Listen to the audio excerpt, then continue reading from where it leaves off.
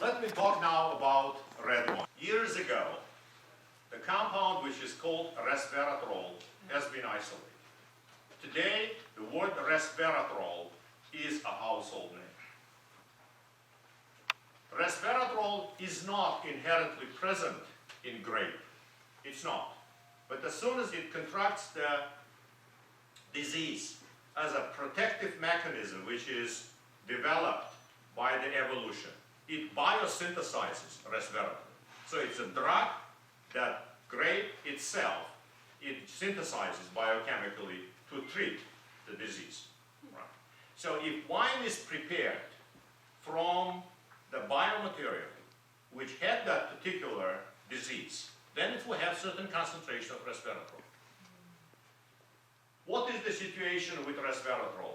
I have to say that I have characterized the situation with natural as a natural craze. Situation with resveratrol is by one order of magnitude worse.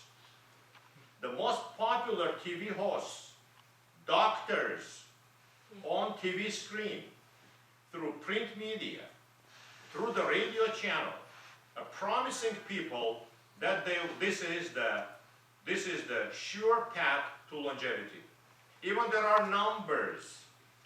People are promised they will live 115 years. Don't ask me how they figured out this is 115, not 114. As a scientist, I'm questioning. Whenever I hear the number, I would like to know why it is not 115.5. Right? 115 years. What are data which are used in those advertisements to convince people that they should use resveratrol as a supplement?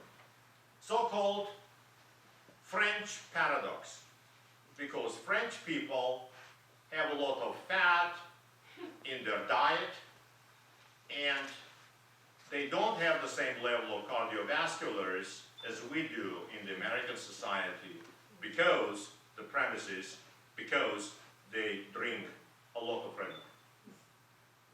Well, it's a hypothesis.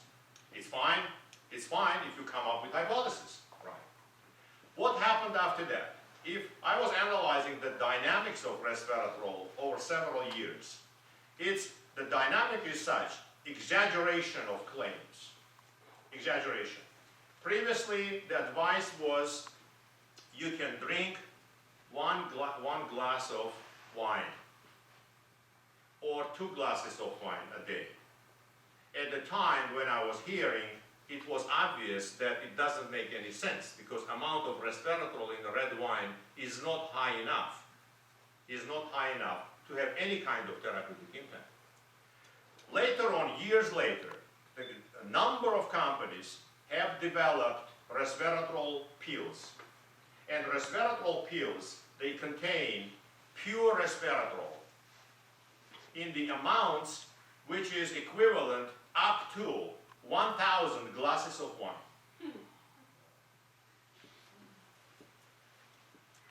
Let's just comprehend this. 1,000 glasses of wine. Up to 2 grams of resveratrol, between 50 milligrams, all the way to 2 grams of resveratrol. Dr. Oz, Susan Summers have been advertising resveratrol months after months, year after year, and the arguments which are given are usually is French paradox, also certain positive tests which have been done with resveratrol, and in certain tests it shows certain type of activity which is desirable to the human body. Let me explain you which part the general public doesn't hear, and let me explain you why the part which is presented doesn't matter. First of all, the advertisements are not balanced, and this is why I would like to criticize people involved in this kind of advertisement, because they deprive the general public from the right to know. By the time when they have to make a decision which can be fatal to their bodies, they have the right to know. People who read my book, they praise the book because it's not one-sided. It is both sides of the story are presented, and after that conclusion is made, it's clear to the general public because book is simplified to the bone so that anyone with no scientific background can read and understand most of it. Now, it is true that resveratrol has certain type of activities, tens of type of activities. It is true. But what is it again that general public doesn't hear? First of all, the general public doesn't hear that resveratrol is the close analog of diethylstilbestrol that I was talking about. Compound which has been developed decades ago, was banned in the United States, in Europe, is known to develop cervical and vaginal cancer. All of a sudden, the closest structural analog is coming back to the market, and people are taking it as a supplement, hoping that they will live longer. Computation in my laboratory has shown that not only its structural similarities are very close, the size of the molecule, the length of the molecule, the width of the molecule, the volume of the molecule, functional disposition of the molecule, which is very important for enzymatic reactions, is incredibly close. What else they do not hear? They don't hear that resveratrol, in certain tests, has shown estrogenic activity. So it mimics female hormone. And it is very undesirable for women to load, because we know what happened to hormone replacement therapy, to load their bodies with compounds which are not female hormones, but they can mimic female hormone.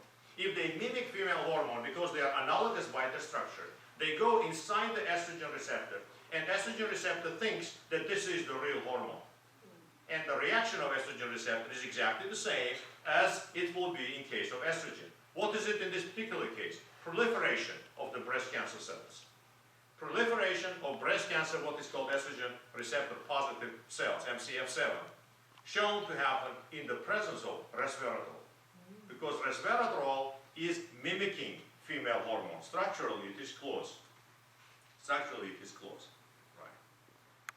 Now, there are other issues that I explained in the book. Why is it that resveratrol not only it should not be advertised, but it should be completely banned if we know everything that we know. Resveratrol also has such a structure that it undergoes that type of oxidation I was talking about that the female hormone undergoes inside the body. That part which is unfortunately open, it allows it to oxidize into that carcinogenic compounds. And a couple of years ago, there was a publication when the resveratrol was taken, tested in the presence of so-called oxidative enzymes, and exactly that particular part underwent the oxidation, and it converted into the precancerous compound. Do they hear this on TV? The general public doesn't hear this. It is a one-sided representation of the story on resveratrol. My prediction is that resveratrol most probably will become another asbestos. Maybe 5 or 10 years from now, we'll turn on the TV, and the lawyers that are done with asbestos now will ask if you have ever taken resveratrol pills and you have some kind of crippling diseases or not, so that it can be mutually beneficial interaction. What is a problem over here? The problem is that people who know this, they don't have access to the general public. And people who have access to the general public, through the TV channel in particular, or radio, or internet, etc., they unfortunately do not present the whole truth. We should present the whole truth honestly, and after that, people will continue taking resveratrol. It is their personal issue. For example, everybody knows that tobacco is not good, right? We do our part as a society to explain why tobacco is not good, but still, some people smoke. Right. By the way, undoubtedly, we live in a free society.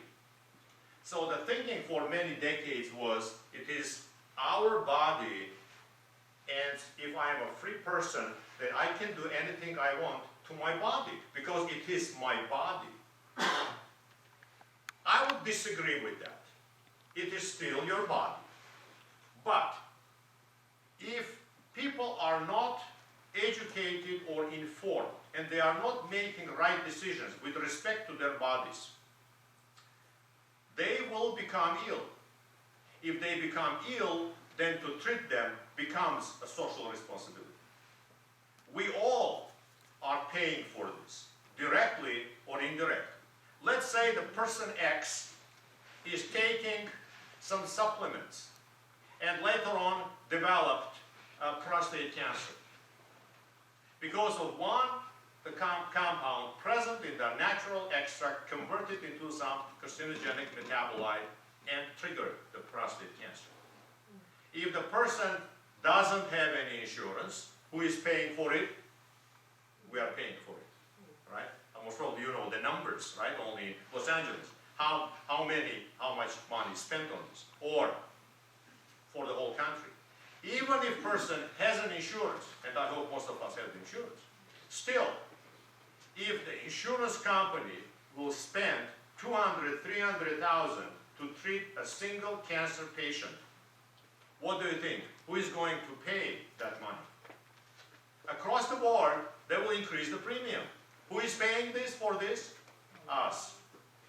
This is why what we do to our bodies, we still would like to feel, of course, free as a free people, individuals, etc. But I would like the society to develop this understanding that we are still free, but still, if something happens, it becomes a social responsibility. If we do harm our body, then it is, to some extent, an irresponsible behavior.